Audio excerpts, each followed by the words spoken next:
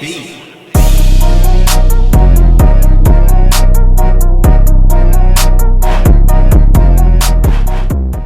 What's going on, world? It's Ace Twin. Welcome to the Risk Takers. Today we have a risk taker that's joining us for a conversation. He's a filmmaker, he's an actor, and he's a director. Ladies and gentlemen, I want to introduce you to Rico Shea. What's going on, my guy? What's up, my brother? Man, doing good, man, doing good. So you got 8 years of experience of being a filmmaker, actor, and director. Yes, sir. Talk to me about that, man. How did you start? Let's start from the beginning. What made you want to get into this? Man, this is all God. This is all God's plan. This is all God's purpose. Mm-hmm. And it's just all about alignment. Yeah. So just going to the beginning, I've always been an artist. Mm-hmm. Always been the creative, always been the class clown, getting in trouble in school. But I just had to channel that energy into the arts. Right. And so I started out acting, elementary school, did theater camps, things like that. Mm-hmm. And growing up, I really didn't know about acting for real. I just would watch TV. Right. But I did a monologue for a talent show. I did the MLK speech. And that's kind of when I fell in love with acting. Mm-hmm. And so it just transitioned into me like writing my own stuff, doing skits for Vine. You remember the Vine? Yeah, the Vine. Yeah, how can I forget? Man, I used to cut up on Vine. I used to cut up on Instagram skits, just Mm-hmm. different things like that. But with my hustler spirit, like it was always like, what's next? Yeah. And so that's when I got into doing my own projects and films. Mm. So I did my first film, 2018, $1 Million Ambition, shot here in Birmingham. Mm-hmm. And then it just kind of took off from there. Started doing premieres and just casting local talent and just trying, like I had the vision of doing bigger and better things. Right. And here we are now doing my first stage play, The Miltons. And we're doing that this Saturday and I can't wait for you to see it. Is all the actors from Birmingham or different areas? They're from here. They're from here. It's all local. And what stage play? You said this is the first one. This is my first one. So how many have you wrote for? So this one is this was a collaboration on the writing. Mm-hmm. Comedian D'Anthony Turner, tag team with him, and he wrote the bulk of the script. Yeah. And a funny story, it got to the point where I was like requesting edits, and he was like, "Look, man, I done did what I had to do. Yeah, it's on you now. Look, if you want to continue to polish it up, it's on you." Yeah. So I came in as a co-writer, Mm-hmm. and I tweaked it a little bit, but the bulk of the script, it was written by him. Yeah. And we just had the outline, conception, scene 1, scene 2, act 1, scene 2, Mm-hmm. till we got it to a finalized version. But normally I either write a script or a lot of my stuff is improv too. I have like a concept and I'll just swing it. Yeah. You know what I'm saying? But I like collaborating with people that really have that gift for writing, because it's an art. It's really an art to write. And I'd rather just delegate that to a writer if I don't feel like writing it. So that's just something I did with this. I had the idea and the concept, but D'Anthony took it and ran with it. Gotcha. Man, there's so many questions I want to ask, man. Let's start off, let's break this down by sections and categories, because we got filmmaker, we got actor, then we got the director. Let's do filmmaking first. Okay. What does it take to be a filmmaker? What is a filmmaker? That's a great question. I would define a filmmaker as someone who has a vision and they're able to pull resources like a machine. Yeah. And they're able to bring that vision to life on camera and off camera. So with me, I'm like, I wear a lot of different hats. So like I do a lot of producing too, and so producing is really when you having to put everything together. So I'm having to get the directors, I'm having to get the writers, I'm having to get the actors, I'm having to get the lighting crew and the sound guys, all this. But it comes together as one big machine. Yeah. And it just flows. It just flows. But the key to it is execution. That's the key, and that's something that I've learned in my career is you can do it, you can put some content out, but you got to execute in order to go to the next level, because it's competitive too. I was going to say, because I know there's a lot of people out there that's trying to do the same thing. Yeah. A lot of camera guys, but the execution is what's going to set you apart, and the story is what's going to set you apart. It all starts with the script. So once the script is a check mark, then everything else is just on you to execute. Like if you want to write a script from the beginning, like, what is the mindset of, okay, I'm finna write this script, I know pretty much it got to be all planned out in your head before you even put it on paper. For sure. So what's the process? I would say just set goals for yourself. Like a lot of times the script can hold up the progress, like you waiting on the script. But I would just say like set weekly goals. Like week 1, I want to have 20 pages done. Week 2, I want to have 40. You know what I'm saying? Just set goals like that. And you got to be a good writer too. You gotta be a good writer, and it's different books and different podcasts and things like that. A lot of free information out online that you can study about writing. Because like I said, it is a craft. Yeah. But the typical script, like I think Deanne wrote it in like 3 weeks. You know what I'm saying? And stuff like that. Like when you have a contract with a writer, they're on paper to have it delivered by a certain date. Because we got to get this moving. Like I don't want the script to hold up the show. Yeah. You know what I'm saying? So, yeah, script writing is definitely a craft. It's definitely an art. But I wouldn't let a timetable stop you from putting it out. Yeah. Basically what I'm saying. Now, when you say contract, what contract are you talking about? Like, who are you contracting with when they be like, you know, you got this time frame to get this done? Yeah. So normally, like in a script sense, it'll be like freelance. Freelance. Yeah. Okay. So it'll be like a work for hire type of situation. So once that compensation is made, deposit, and all of that, once that work is done, you know, I always reduce it to writing. I always have your business in writing. And that's just something else I learned, like being that's very film, important. Yeah, right. And having an LLC, things like this, like you learn a lot about the business side of things too. You know what I'm saying? So the business is not just the art, so it's business too. Yeah. So you have to have your business in order, and one thing that comes with the business is contracts. So that's important. And I'm glad you said that about business, man. A lot of actors been going on strike lately. It kind of passed. They chilled out a little bit. Yeah, they chilled out. I understood why they was going on strike, but I didn't understand the details of, you know, what really was going on. Do you relate to that? Like, could you break that down? The most recent situation, it was the collision of the AI integration. Taking over. Taking over for the script writing, because you can put a script. Damn, sure can. You know what I'm saying? Yep. I'm guilty. And they'll write the whole damn movie, whole play for you. I'm guilty. That's I done crazy. did it. Yeah. You know what I'm saying? But this is the world we live in. Like, use the resources that are available to you. Damn. But also, it is the reality of like, damn, this is eliminating jobs too. So that's kind of where that came from. With the writing, voiceovers now, you can put a prompt into AI and it generates you know what I'm saying? Yeah. Even the AI art to video, you can put a prompt and it's generating the whole videos now. Yeah. You know what I'm saying? So it's serious. It's taking over. It's taking over, and it's here. We can't run away from it. No, you can't. So how do you get around that? You know, since AI have came and hit the planet like never was seen before. Yeah. How are you able to, you know, work through that and be able to dominate over AI? I know that's kind of goddamn hard to do to dominate over AI, but you know, people got their ways. So how do you do it? I would say go to what's natural, what was here before the AI, and that's just originality. That's what's gonna push the human being past the AI. It's only so much the AI can do. It's good, but for the human capability, it cannot equate. You know what I'm saying? It's artificial, it's fake. Yeah. So when it comes down to it, it's just some things that's in the human being that the AI cannot complete. And one of those things is originality. Yeah.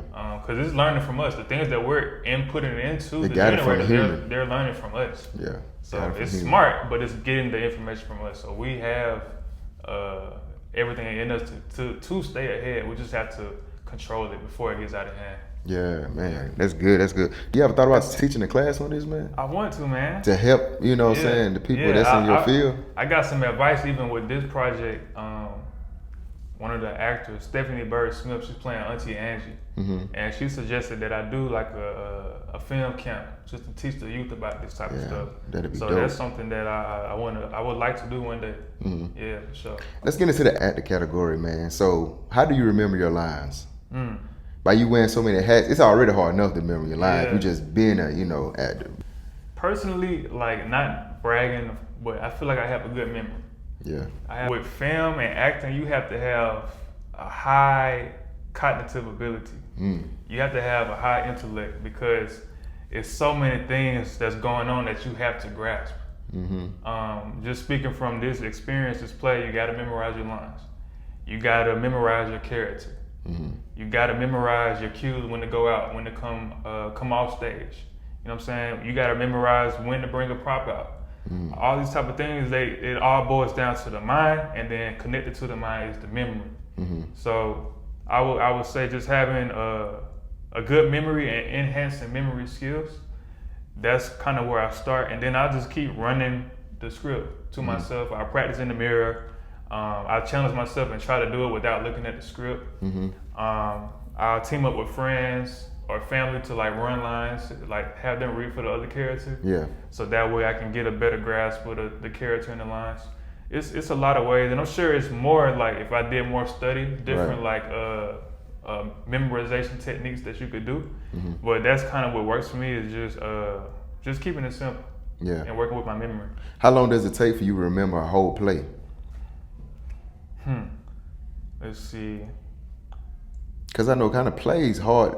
You can break it down, but it's not like a movie. Yeah, the play is more challenging because it's live. It's live. Like film, I can call cut. You know what I'm saying? We can run it from the top, but this play is on the spot, and that's something I really drill into the actors. Is like, look, it's people out there. Yeah, and watching. They're watching you. There's a real crowd out there. So we cannot. You can't call off a line.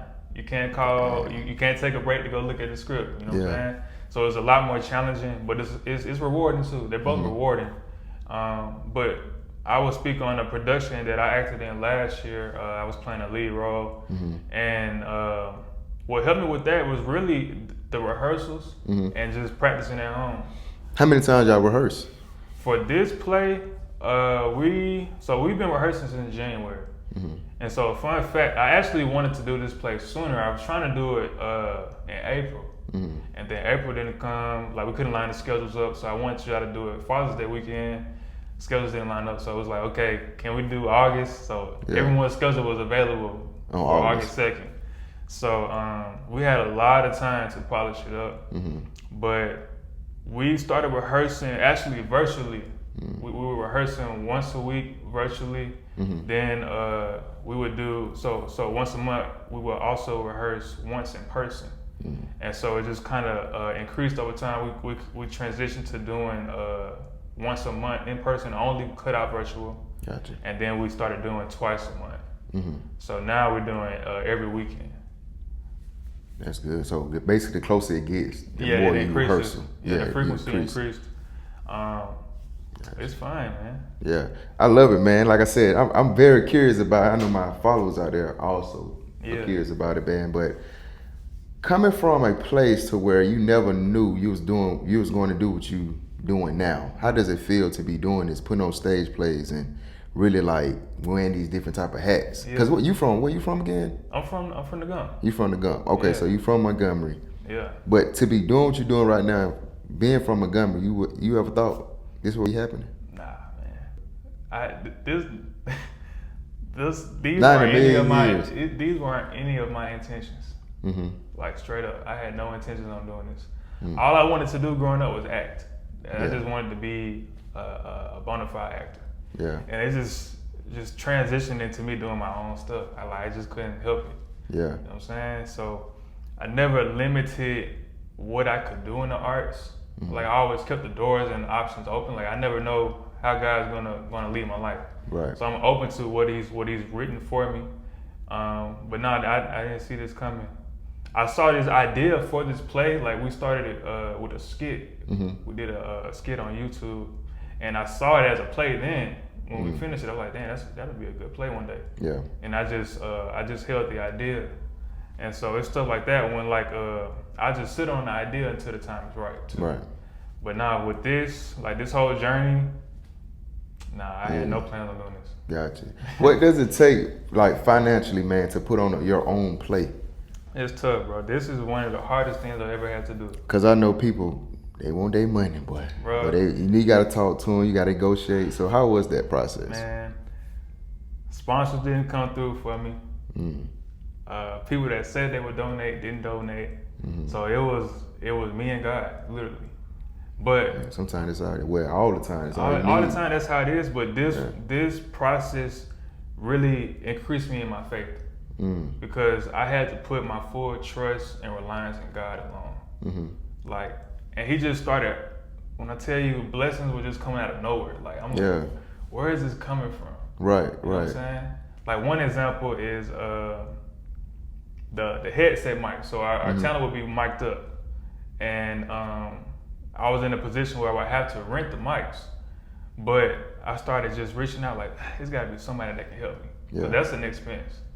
And especially wireless mics. Wireless mics, like it was expensive, bro, even for the rental. And a fun fact about me, I used to do stagehand work, like working on concerts and stuff. Yeah. And one of the people I met, I told him about the production. He was like, look, man, I'll help you out. You can use my mics. You know what I'm saying? Damn, Situation like that. He just cut a chunk of the expenses out, not even charging me. You know what I'm saying? So it's times like that where I'm just appreciative to God for everything He's done up to this point. My family, they've helped raise a lot of funding for me. I'm just so appreciative, man. But it's been tough. The money piece definitely is tough. Like, it's at this point where it's I'm not in it to make the money. I just want to do it for the craft and get the message out in the story. Right. Because the message is really, that's why I want people to come. It's not about money. This is not about money. This is about the story. And I really want people to come see this play. Could you give a little sneak peek on, what the story is about?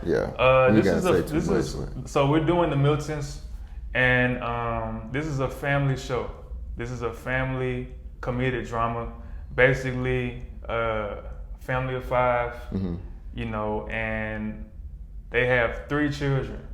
One of them is still staying in the house. He's doing what he wants to do in the world. He's not following his parents' advice. He's just butting heads, winging it, just out in these streets, man. And so the other 2, they're a little bit on the more straight and narrow, but they moved out of the house. So the mom has always wanted all the kids to come back home and just be under the same roof again, just for a weekend. You know what I'm saying? So the 2 kids that moved out, they come back home. And it's kind of like a mini family reunion. Yeah. So, they're having all the shenanigans that they used to have back in the day. And they have this dinner, fish fry dinner. And everything's going great until all these secrets spill at the table. And it just erupts in all this chaos, all this drama. Things that you never knew about in the family that was going on. And they just have to figure it out as a family or lose their family. And so it's literally like a do or die situation. Yeah.